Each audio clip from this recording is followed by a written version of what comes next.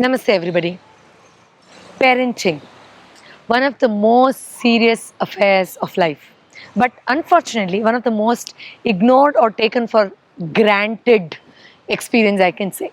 Yes, most of us are super excited about having a baby, becoming pregnant, or that parenthood and all that. But as a child grows up, the excitement also fades and they take it for granted, and they tend to get into serious trouble as a child is growing up, because the child is going to give back or express all the emotional blockages that is picked up either during the time when it was in the mother's womb, or it started looking at the parents, their relationship or the environment that it was growing in. So before it gets too late, kindly understand that parenting is not to be taken lightly. This is indeed a serious affair, not in terms of being too anxious about what is the best food that I can give, which is the best school that I can put my child in, what are the best gadgets I can provide. It's more about how you carry yourself in front of the child. We feel we have to stretch ourselves beyond our limits to provide the best for the child, but then we don't understand that the best gift ever you can give to the child is working on your own personality. Develop a discipline.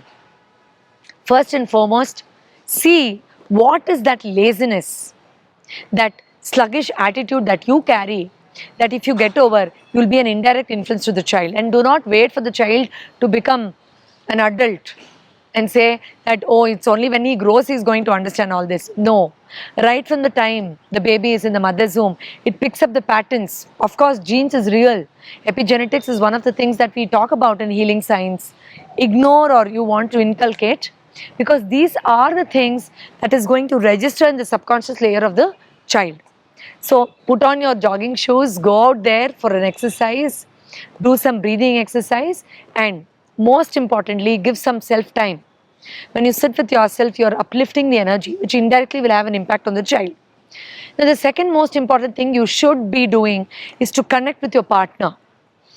Even after the child is born, when you harmonize your energy, the husband, wife, bringing in that natural organic balance with each other, will have a positive impact, not just for the visual effect the child will have, but also the heart opening that you can give to the child by having a healthy relationship.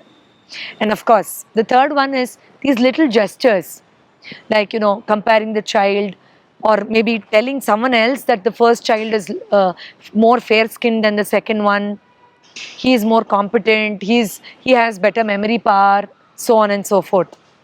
And also certain dialogues that you throw with each other in the family, like, I'm going to go away and never come back. When you're angry with your partner while fighting, you throw some irresponsible negative statements, which the little child can understand that after a few hours these guys will patch up again. So don't expect the maturity of a 40 years old from a 4 years old kid. So, well, while you're, even if you get surrendered to that abrupt anger, not even having that ability to control it when the child is around, at least do not make some damaging statements. I will kill you. Why don't you go to your mother's house? I'm going to shift my job and go to Delhi and never come back to Bangalore. So these things will create immense fear in the heart of the child. And even after you patch up with your partner, it's going to run it during the sleep or in the school, and unable to put itself in the present moment. And then you go on blaming the child. You're not focusing. Where is your mind? What the hell is your problem? You are paying so much for your school.